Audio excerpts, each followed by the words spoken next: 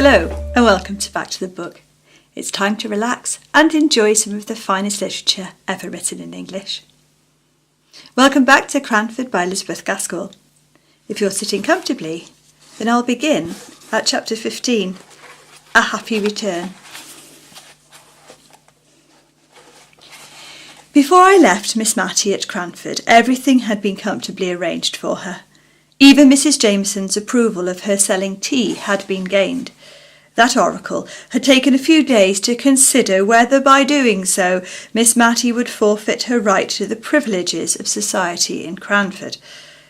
I think she had some little idea of mortifying Lady Glenmire by the decision she gave at last, which was to this effect, that whereas a married woman takes her husband's rank by the strict laws of precedence, an unmarried woman retains the station her father occupied. So Cranford was allowed to visit Miss Matty, and whether allowed or not, it intended to visit Lady Glenmire. But what was our surprise, our dismay, when we learnt that Mr. and Mrs. Hoggins were returning on the following Tuesday. Mrs. Hoggins! She had absolutely dropped her title, and so, in a spirit of bravado, cut the aristocracy to become a Hoggins. She, who might have been called Lady Glenmire to her dying day. Mrs. Jameson was pleased. She said it only convinced her of what she had known from the first, that the creature had a low taste. But the creature looked very happy at church on Sunday, nor did we see it necessary to keep our veils down on that side of our bonnets on which Mr. and Mrs. Hoggins sat, as Mrs. Jameson did, thereby missing all the smiling glory of his face and all the becoming blushes of hers. I am not sure if Martha and Jem looked more radiant in the afternoon, when they too made their first appearance. Mrs. Jameson soothed the turbulence of her soul by having the blinds of her windows drawn down, as if for a funeral, on the day when Mr. and Mrs. Hoggins received callers, and it was with some difficulty that she was prevailed upon to continue the St. James's Chronicle, so indignant was she with its having inserted the announcement of the marriage. Miss Matty's sale went off famously. She retained the furniture of her sitting-room and bedroom, the former of which was to occupy till Martha could meet with a lodger who might wish to take it, and into this sitting-room and bedroom she had to cram all sorts of things, which were, the auctioneer assured her, bought in for her at the sale by an unknown friend. I always suspected Mrs. Fitzadam of this, but she must have had an accessory who knew what articles were particularly regarded by Miss Matty on account of their associations with her early days. The rest of the house looked rather bare, to be sure, all except one tiny bedroom, of which my father allowed me to purchase the furniture for my occasional use in case of Miss Matty's illness. I had expended my own small store in buying all manner of comforts and lozenges in order to tempt the little people whom Miss Matty loved so much to come about her. Tea in bright green canisters and comforts in tumblers, Miss Matty and I felt quite proud as we looked round us on the evening before the shop was to be opened. Martha had scoured the boarded floor to a white cleanness, and it was adorned with a brilliant piece of oilcloth on which the customers were to stand before the table counter. The wholesome smell of plaster and whitewash pervaded the apartment. A very small Matilda Jenkins, licensed to sell tea, was hidden under the lintel of the new door, and 2 boxes of tea, with cabalistic inscriptions all over them, stood ready to disgorge their contents into the canisters. Miss Matty, as I ought to have mentioned before, had some scruples of conscience at selling tea where there was already Mr. Johnson in the town, who included it among his numerous commodities.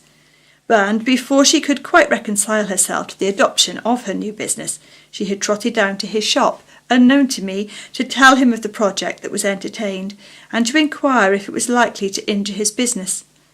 My father called this idea of hers great nonsense, and wondered how tradespeople were to get on if there were to be continual consulting of each other's interests, which would put a stop to all competition directly.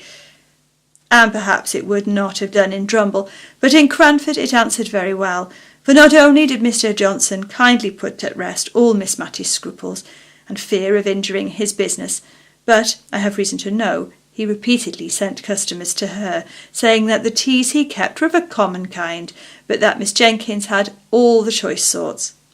and expensive tea is a very favourite luxury with well-to-do tradespeople and rich farmers' wives, who turn up their noses at the congu and the souchong prevalent at many tables of gentility, and will have nothing else than gunpowder and pokey for themselves.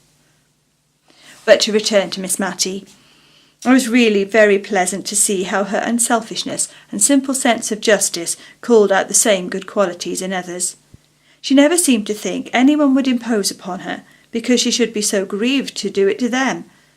I have heard her put a stop to the assertions of the man who brought her coals, by quietly saying, "I am sure you would be sorry by bringing me the wrong weight," and if the coals were short measured that time, I don't believe they ever were again. People would have felt as much ashamed of presuming on her good faith as they would have done on that of a child. But my father says, such simplicity might be very well in Cranford, but would never do in the world. And I fancy the world must be very bad, for with all my father's suspicion of everyone with whom he has dealings, and in spite of all his many precautions, he lost upwards of £1,000 by roguery only last year. I just stayed long enough to establish Miss Matty in her new mode of life, and to pack up the library which the rector had purchased. He had written a very kind letter to Miss Matty, saying how glad he should be to take a library so well selected, as he knew that the late Mr. Jenkins must have been at any valuation put up on them. And when she agreed to this, with a touch of sorrowful gladness that they would go back to the rectory and be arranged on the accustomed walls once more, he sent word that he feared that he had not room for them all, and perhaps Miss Matty would kindly allow him to leave some volumes on her shelves. But Miss Matty said that she had her Bible and Johnson's dictionary, and should not have much time for reading, she was afraid. Still, I retained a few books out of consideration for the rector's kindness. The money which he had paid, and that produced by the sale, was partly expended in the stock of tea, and part of it was invested against a rainy day, i.e. old age or illness. It was but a small sum, it is true, and it occasioned a few evasions of truth and white lies, all of which I think very wrong indeed, in theory, and would rather not put them into practice, for we knew Miss Matty would be perplexed as to her duty if she were aware of any little reserve fund being made for her while the debts of the bank remained unpaid. Moreover, she had never been told of the way in which her friends were contributing to pay the rent. I should have liked to tell her this, but the mystery of the affair gave a piquancy to their deed of kindness which the ladies were unwilling to give up, and at first Martha had to shirk many a perplexed question as to her ways and means of living in such a house. But by and by Miss Matty's prudent uneasiness sank down into acquiescence with the existing arrangement. I left Miss Matty with a good heart. Her sales of tea during the first 2 days had surpassed my most sanguine expectations. The whole country round seemed to be all out of tea at once. The only alteration I could have desired in Miss Matty's way of doing business was that she should not have so plaintively entreated some of her customers not to buy green tea, running it down as a slow poison sure to destroy the nerves and produce all manner of evil.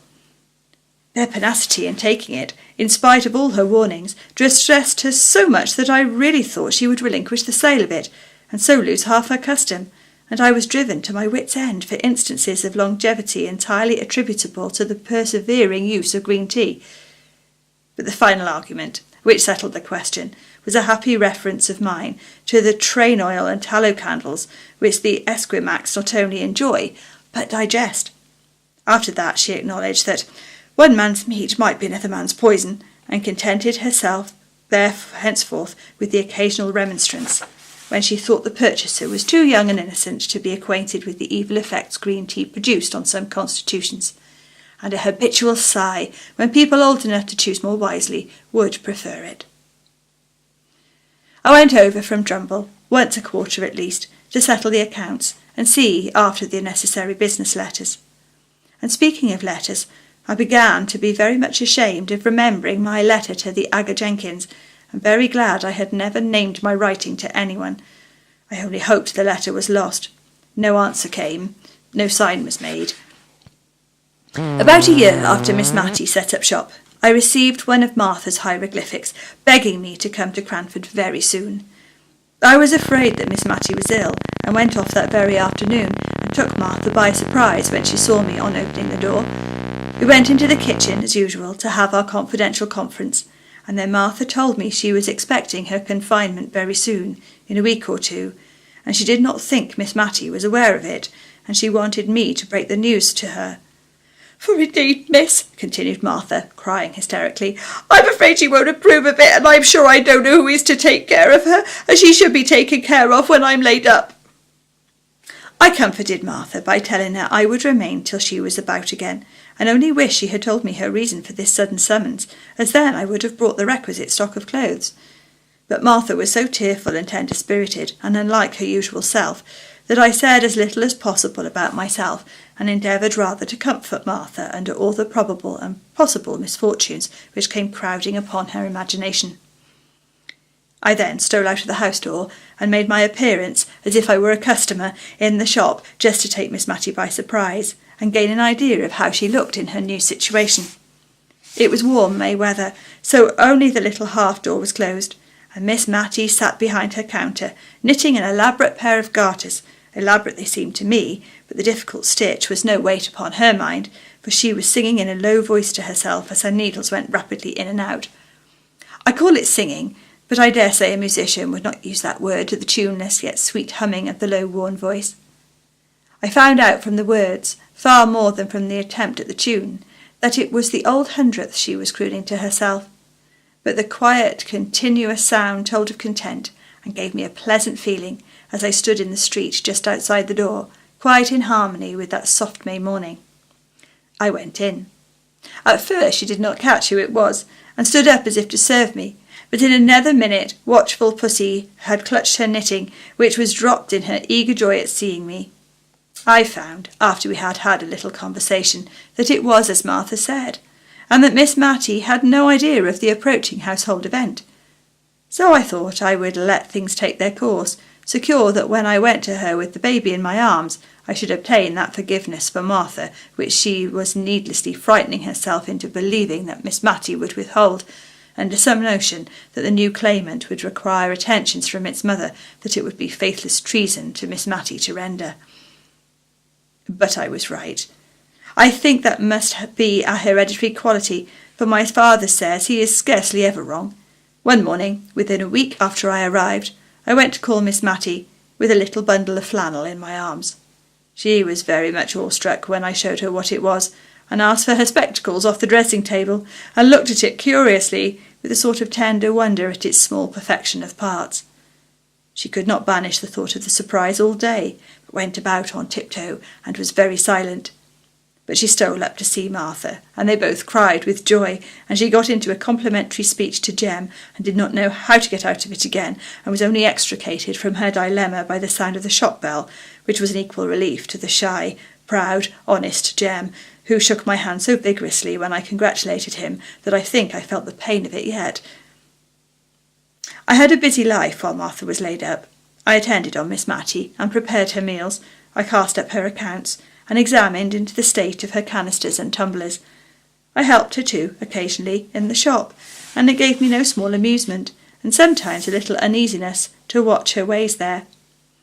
If a little child came in to ask for an ounce of almond comfits, and 4 of the large kind which Miss Matty sold weighed that much, she always added one more by way of make-weight, as she called it, although the scale was handsomely turned before, and when I remonstrated against this, her reply was, "The little things like it so much." There was no use telling her that the 5th comfit weighed 1/4 of an ounce, and made every sale into a loss to her pocket. So I remembered the green tea, and winged my shaft with a feather out of her own plumage. I told her how unwholesome almond comfits were, and how ill excess in them might make the little children. This argument produced some effect, for henceforward, instead of the 5th comfort, she always told them to hold out their tiny palms, into which she shook either peppermint or ginger lozenges as a preventative to the dangers that might arise from the previous sale. Altogether, the lozenge trade, conducted on these principles, did not promise to be remunerative, but I was happy to find that she made more than £20 during the last year by her sale of tea, and moreover, that now she was accustomed to it, she did not dislike the employment, which brought her into daily intercourse with many of the people round about. If she gave them good weight, they, in their turn, brought many a little country present to the old rector's daughter, a cream cheese, a few new-laid eggs, a little ripe fresh fruit, a bunch of flowers. The counter was quite loaded with these offerings sometimes, as she told me. As for Cranford in general, it was going on much as usual. The Jameson and Hoggins feud still raged, if a feud it could be called, when only one side cared much about it. Mr. and Mrs. Hoggins were very happy together, and like most very happy people, were really quite friendly. Indeed, Mrs. Hoggins was really desirous to be restored to Mrs. Jameson's good graces because of the former intimacy. But Mrs. Jameson considered their very happiness an insult to the Glenmire family, to which she still had the honour to belong, and she doggedly refused and rejected every advance. Mr. Mulliner, like a faithful clansman, espoused his mistress's side with ardour. If he saw either Mr. or Mrs. Hoggins, he would cross the street and appear absorbed in the contemplation of life in general, and his own path in particular, until he had passed them by. Miss Pole used to amuse herself with wondering what in the world Mrs. Jameson would do if either she or Mr. Mulliner or any other member of her household was taken ill. She could hardly have the face to call in Mr. Hoggins after the way she had behaved to them. Miss Pole grew quite impatient for some indisposition or accident to befall Mrs. Jameson or her dependents, in order that Cranford might see how she would act under the perplexing circumstances. Martha was beginning to go about again, and I had already fixed a limit not very far distant to my visit, when one afternoon, as I was sitting in the shop parlour with Miss Matty, I remember the weather was colder now than it had been in May, 3 weeks before, and we had a fire, and kept the door fully closed. We saw a gentleman go slowly past the window, and then stand opposite to the door, as if looking out for the name which we had so carefully hidden. He took out a double eyeglass, and peered about for some time before he could discover it. Then he came in, and, all of a sudden, it flashed across me that it was the Agger himself, for his clothes had an out-of-the-way foreign cut about them, and his face was deep brown as if tanned and retanned by the sun. His complexion contrasted oddly with his plentiful snow-white hair. His eyes were dark and piercing, and he had an odd way of contracting them and puckering up his cheek into innumerable wrinkles when he looked earnestly at objects. He did so to Miss Matty when he first came in. His glance was first caught and lingered a little upon me, but then turned, with the peculiar searching look I have described, to Miss Matty. She was a little fluttered and nervous, but no more so than she always was when any man came into her shop. She thought that he would probably have a note, or a sovereign at least, for which she would have to give change, which was an operation she very much disliked to perform. But the present customer stood opposite to her without asking for anything, only looking fixedly at her as he drummed upon the table with his fingers, just for all the world as Miss Jenkins used to do. Miss Matty was on the point of asking him what he wanted, as she told me afterwards, when he turned sharp to me. "Is your name Mary Smith?" "Yes," said I.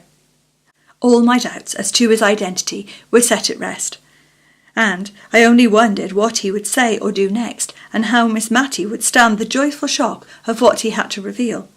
Apparently he was at a loss and how to announce himself, for he looked round at last in search of something to buy, so as to gain time, and as it happened, his eye caught on the almond comfits, and he boldly asked for £1 of those things. I doubt if Miss Matty had a whole pound in the shop, and besides the unusual magnitude of the order, she was distressed with the idea of the indigestion they would produce, taken in such unlimited quantities. She looked up to remonstrate. Something of tender relaxation in his face struck home to her heart. She said, "It is. Oh, sir, can you be Peter?" and trembled from head to foot. In a moment he was round the table, and he had her in his arms, sobbing the tearless cries of old age. I brought her a glass of wine, for indeed her colour had changed so as to alarm me, and Mr. Peter too. He kept saying, "I've been too sudden for you, Matty. I have my little girl." I proposed that she should go up at once into the drawing-room and lie down on the sofa there. She looked wistfully at her brother, whose hand she had held very tight, even when nearly fainting, but on his assuring her that he would not leave her, she allowed him to carry her upstairs. I thought that the best I could do was to run and put the kettle on the fire for early tea, and then to attend to the shop, leaving the brother and sister to exchange some of the many thousand things they must have to say. I also had to break the news to Martha, who received it with a burst of tears, which nearly infected me. She kept recovering herself to ask if I was sure it was indeed Miss Matty's brother, for I had mentioned that he had grey hair, and she had always heard that he was a very handsome young man. Something of the same kind perplexed Miss Matty at tea-time, when she was installed in the great easy chair opposite to Mr. Jenkins, in order to gaze her fill. She could hardly drink for looking at him, and as for eating, that was out of the question. "I suppose hot climates age people very quickly," said she, almost to herself. "When you left Cranford, you had not a grey hair in your head." "But how many years ago is that?" said Mr. Peter, smiling. "Ah, true. Yes, I suppose you and I are getting old. But still I did not think we were so very old. But white hair is very becoming to you, Peter," she continued, a little afraid lest she had hurt him by revealing how his appearance had impressed her. "I suppose I forget dates too, Matty. What do you think I have brought for you from India? I have an Indian muslin gown and a pearl necklace for you somewhere or other in my chest at Portsmouth."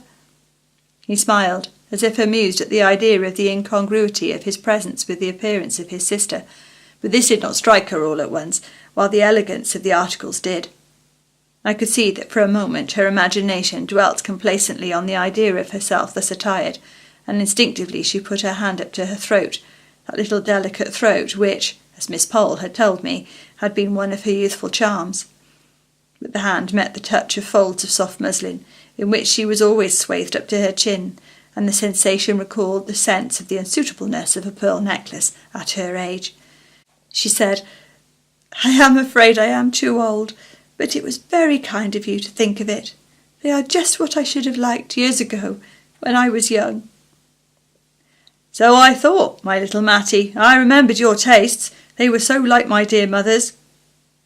At the mention of that name, the brother and sister clasped each other's hands yet more fondly, and although they were perfectly silent, I fancied they might have something to say if they were unchecked in my presence, and I got up to arrange my room for Mr. Peter's occupation that night, intending myself to share Miss Matty's bed. But at my movement he started up. "I must go and settle about a room at the George. My carpet-bag is there too." "No," said Miss Matty in great distress. "You must not go. Please, dear Peter, pray, Mary. Oh, you must not go too." She was so much agitated that we both promised everything she wished.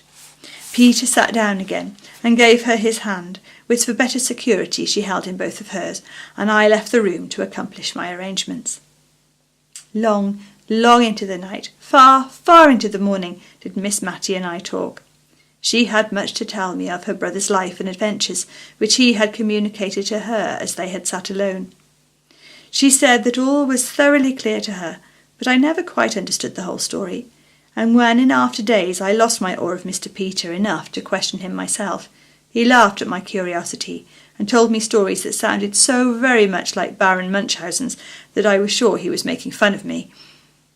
What I heard from Miss Matty was that he had been a volunteer at the siege of Rangoon, had been taken prisoner by the Burmese, had somehow obtained favour and eventual freedom from knowing how to bleed the chief of the small tribe in some case of dangerous illness, that on his release from years of captivity he had had his letters returned from England with the ominous word "dead" marked upon them, and believing himself to be the last of his race, he had settled down as an indigo planter, and had proposed to spend the remainder of his life in the country to whose inhabitants and modes of life he had become habituated. When my letter had reached him, and with the odd vehemence which characterized him in age as it had done in youth, he had sold his land and all his possessions to the first purchaser, and come home to the poor old sister, who was more glad and rich than any princess when she looked at him. She taught me to sleep at last, and then I was awakened by a slight sound at the door, for which she begged my pardon as she crept penitentially into bed. But it seems that when I could no longer confirm her belief that the long-lost was really here, under the same roof, she had begun to fear lest it was only a waking dream of hers, and that there never had been a Peter sitting by her all that blessed evening, but that the real Peter lay dead far away beneath some wild sea wave or under some strange eastern tree. and so strong had this nervous feeling of hers become that she was fain to get up and go and convince herself that he was really there by listening through the door to his even, regular breathing. I don't like to call it snoring, but I heard it myself through 2 closed doors, and by it soothed Miss Matty to sleep. I don't believe Mr. Peter came home from India as rich as a nabob. He even considered himself poor, but neither he nor Miss Matty cared much about that. At any rate, he had enough to live upon very genteelly at Cranford, he and Miss Matty together.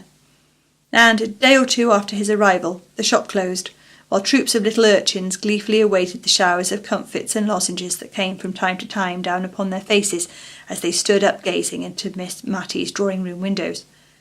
Occasionally Miss Matty would say to them, half hidden behind the curtains, "My dear children, don't make yourselves ill," but a strong arm pulled her back, and a more rattling shower than ever succeeded.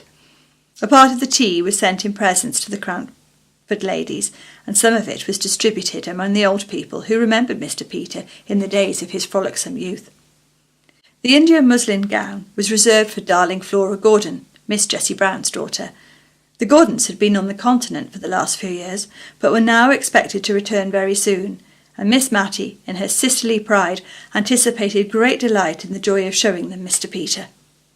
The pearl necklace disappeared, and about that time many handsome and useful presents made their appearance in the households of Miss Pole and Mrs. Forrester, and some rare and delicate Indian ornaments graced the drawing-rooms of Mrs. Jameson and Mrs. Fitzadam. I myself was not forgotten. Among other things, I had the handsomest bound and best edition of Dr. Johnson's works that could be procured, and dear Miss Matty, with tears in her eyes, begged me to consider it as a present from her sister as well as herself. In short, no one was forgotten, and what was more, everyone, however insignificant, who had shown kindness to Miss Matty at any time, was sure of Mr. Peter's cordial regard. Thank you for listening. Do be sure to join me next time for the final chapter from Cranford. If you're enjoying what we have to offer on Back to the Book, subscribe to the channel. There'll be more coming soon. Take care. Goodbye.